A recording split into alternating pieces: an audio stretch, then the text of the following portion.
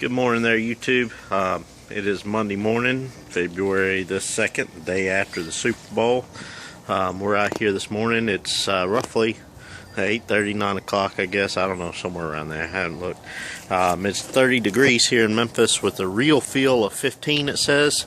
I don't know if you can see in the background there. It is actually snowing, not heavily, just a few little drizzles. I know some of you out there where it really does get cold are saying 15 degrees, 30 degrees, but 32 degrees is freezing point of water, and like 70% of the human body or something like that. I don't know 100% if that's accurate, but the majority percent of the human body is water, so that means it's freaking cold. But we do have some work to do out here this morning. We have us a 1999 Honda Accord. A little over 200,000 miles on it.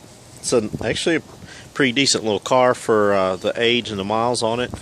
Belongs to the minister of music at my church.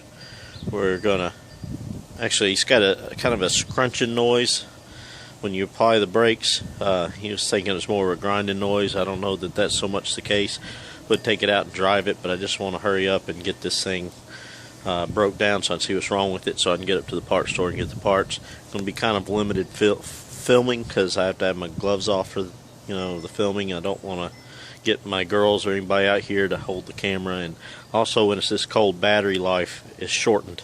So I'm going to get the wheels off, get it jacked up, get the wheels off, and see what's going on. Then I'll kind of show you what's going on there, and then we'll go get parts and get it fixed up, and then do the test drive and go from there. So that's it. Give me just a little bit. I'm gonna get her jacked up and get the wheels off, and we'll take a look and see what we got. Alrighty there, YouTube. We found the problem. Someone else had told him he needed a caliper, but his caliper turned in freely. Not worried about a caliper.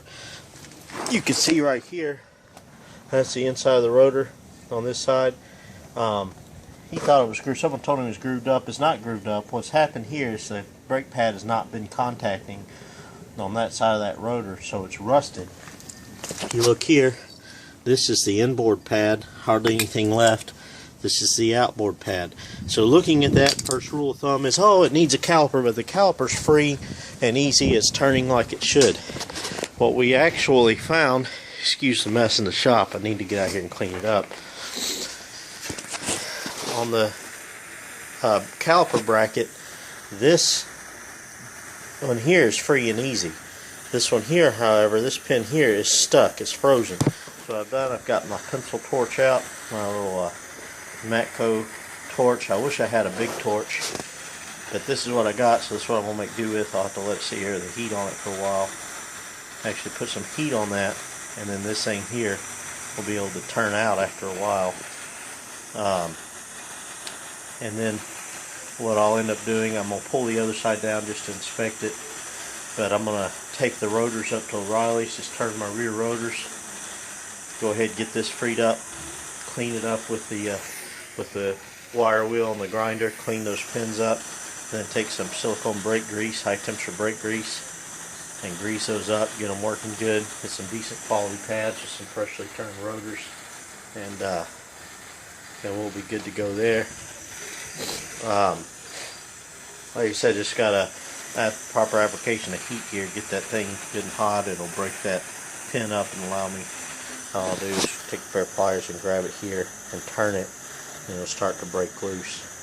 You got to be careful when doing this, because this thing here is going to be hot. I'll be wearing gloves and using pliers, and it'll still be warm to me. But that's what you got to do. Before you start replacing calipers, make sure that those slide pins and everything, which I did go ahead and order the caliper for that side, but I haven't paid for it. I hadn't picked it up. I'm going to let them send that back. I don't need it. It's like I said, I turned the caliper piston in with a special tool there made by Lyle, and it went right in with no problem. It's not hung up or froze up. The caliper's fine. It's just that hardware. What that side pin actually does, it acts sort of like a return spring. After the brake pedal's pressure is supplied and then released, the caliper clamps down and then it releases. But what actually pushes the pads away from the rotors is these side pins right here. They actually act like a spring. So you'll see this one here, it'll move in and out a little bit. It's not really good. Whereas this one here, I don't want to touch it because it's been on there for a second. It'll be too hot, but this one here is froze up. You can't even turn it. And so when it's frozen in that position, it's not allowing everything to return, the brake pads to actually come off the rotors as they should, and allowing it to stay engaged there, and actually wore that inboard pad out, and then it kind of got stuck in that position where it was wore out. That's why it rusted there on the inside of that rotor. So I'm going to go ahead and turn those rotors, get them cleaned up, get this thing here freed up if I can. I may end up having to replace this bracket, which I hope not. Usually I can get those out. I don't have a vise here at the house. That's the only problem. But usually I can get those freed up and out of there with no problem. So that's what we're going to try to do. I may have to run up and buy me a vise from Harbor Freight, bolt it to my bench here to be able to get it out the way I'd like to. But I'm going to try not to spend any more money than I have to. I'm going to try to save Carl as much money as I can on this Honda here. They're wanting to get maybe another year out of this car before they buy a new car. So not wanting to just break the bank on spending a bunch of money getting that thing going. So I'm going to get that out and then come back and show you all how it all looks put together. Alrighty, here we go, just to update. Of course, this one here was already free. It's kind of dirty now. I'll have to wipe it down and slide, and so I was just able to pull it out. This one here I could not get out, so this is what I ended up. There it is down there. I'm not going to touch it because it's hot. I'm going to let it just rest for a little bit. What I ended up doing was I got to thinking I'll go to Harbor Freight and get me a vise, because I was I need to clean my bench up, but right here I was kind of really messing up my bench, and so I said I didn't want to do that. So I was going to go to Harbor Freight and get me a vise, just a cheap vise. And then I remembered closer to me than Harbor Freight is this place called We Sell Tools, and they carry Great Neck and OEM brand, so maybe they have a good 6-inch vise. So I got over there. They had a 6-inch Great Neck vise for $65. $69, I'm sorry. But as I was checking out, the guy said, "Hey, we've got these here. They're no longer in the boxes. The boxes have kind of come apart, but it's still a brand new vise, 90-day warranty. It's Irwin, made in America." He said, it doesn't say USA on there anywhere, but it also doesn't say China anywhere. So I don't know. The guy there told me that it's made in America. It says Irwin there on the side. Here on the front, let's see what it says. Might just say Irwin. I don't know. Oh, it says record or record, whatever it is. Here on the front, since 1909. Since 1909. It doesn't say USA on it. It doesn't say China or Taiwan or anything else. They told me this one was made in America. And Irwin, I've got the Irwin vice grips. Irwin vice grips. These are Irwin. They're made in America. These are Irwin. The brand is Irwin on these. There it says Irwin right there. They're made in USA. So, Irwin is an American company. I guess it's a good chance it is made in America. Made me feel better anyway. They had it on sale for $65 because they no longer had boxes. I don't know if the boxes had just gotten wet or what, but a good 6-inch vise, Irwin brand, so a good name brand. It's a heavy vise, and it was $65. That's a really good buy, in my opinion, on a 6.5-inch vise at O'Reilly's. Getting an employee discount, still like $136 my cost, employee price. So I feel like I got a really good buy. But the reason I wanted to get the vise is it just allows me to hold this in here. I thought about just taking a C-clamp and clamping it down to the edge of the vise, the bench here, but I've been meaning to get a vise for a while, and that was a pretty good buy. I was ready to buy the $69 Great Neck 6.5 inch vise, but the reason that that's good to be able to clamp it there is that's my snap-on air hammer, and I really like this one. This here is the baddest air hammer I've ever used, that snap-on air hammer. That being said, let me show you my air tool drawer over here. I also have, this is a Chicago pneumatic, and it's proven to be a good air hammer in the past.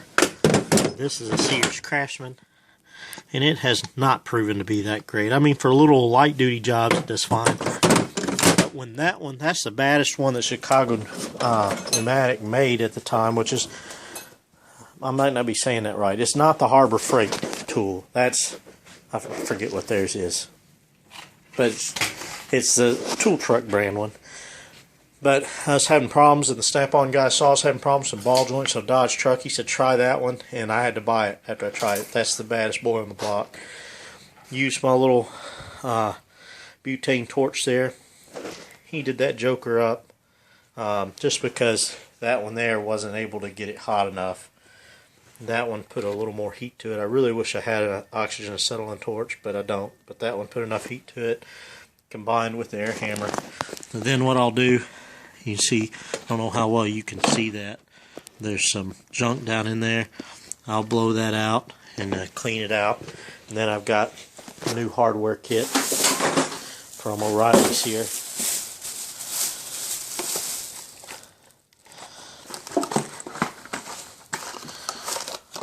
It's got the new slide pins in there with bolts.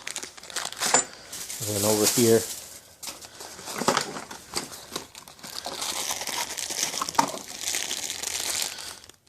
is the new boots. So that boot will come out, all that junk inside there. And then I've cut the bottle in half so you can't really see it as well anymore. I might have used it up. I had some silicone brake grease. There it is back here. So I've got silicone brake grease right there. Still got enough left to do this job anyway. I'll lube everything up, put it back together. The rotors are freshly turned. Right here, fresh turned rotor. And I've got some spray. I'll show you how that works. I gotta wash them, and then I'll spray this stuff on them.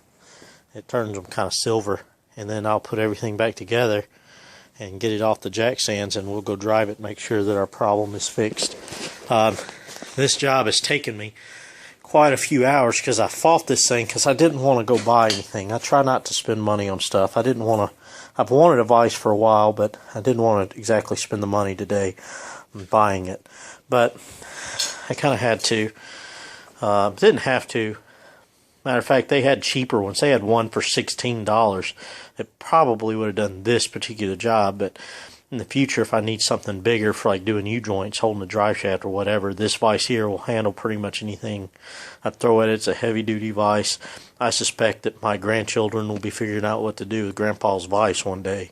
You know, with this one, it'll last. It'll go the distance. I expect it to, being an Irwin. And potentially American made. If any of you know differently, I'd be interested in knowing. It you know, wouldn't surprise me if it was Chinese or Taiwanese or something like that. And that's where we tend to make most of our stuff nowadays. But that being said, Irwin is a good brand. I'm happy with that. So I'm going to finish putting this thing together.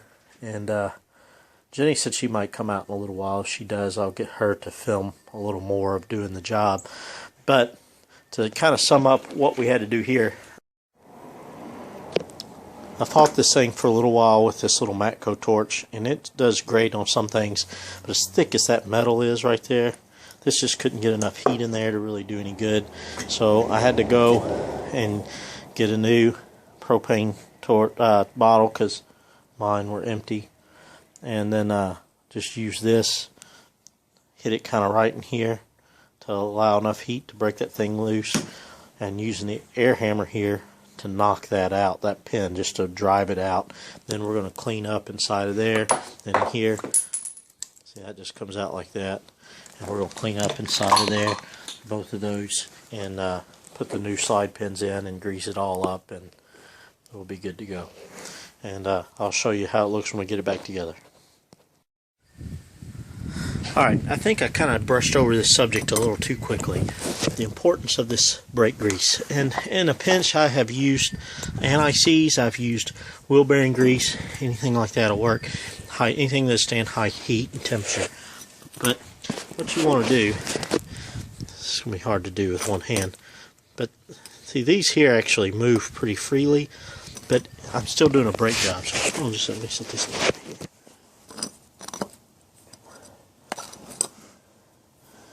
What you want to do is pull that out, and this one's actually pretty clean. I'm not going to worry about cleaning it up. The other one I put new ones in, so I didn't have to worry about cleaning them up.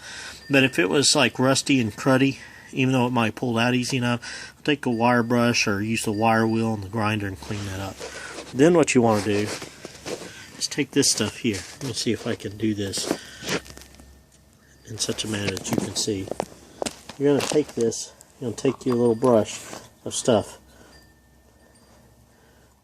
You're just going to get some brake grease on there like that. You're going to take this and just, too much is not enough. You don't want too little. And you just want to glob it on there like that. Now that you got that, and this is purple, it came from CarQuest. I've seen green, I've seen black, gray. Like I said, anti-seize will work. Anything that'll stand, wheel bearing grease, anything that'll stand the heat and allow this thing to move freely. Then you just want to stick it back in there.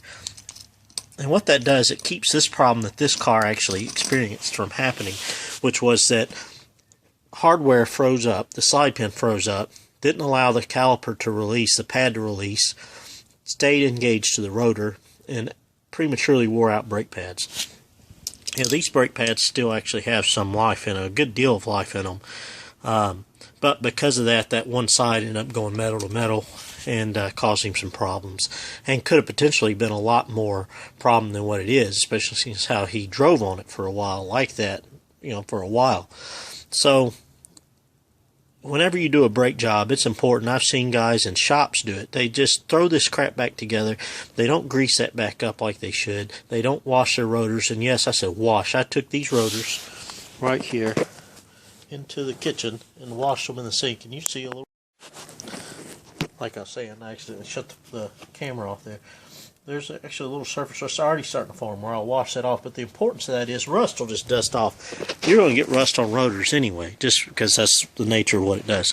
They'll rust. But it gets the little micro shavings off from the machining process, so they don't embed into these brake pads and cause a problem. Now, when looking for brake pads, one thing I look for, what was the OE material? Shims were OE. I look for it to say OE on the material. These happen to be a semi-metallic pad. I don't need anything more than what the OE was. See, these, you say, oh, they don't have a shim. That's the most important thing, is a shim. They do come with shims. In this case here, I just have to stick them on there and bend the tabs down. I really like for it to already have the shims made on, like the Wagner Thermal Quiets, but those are so much more expensive than these.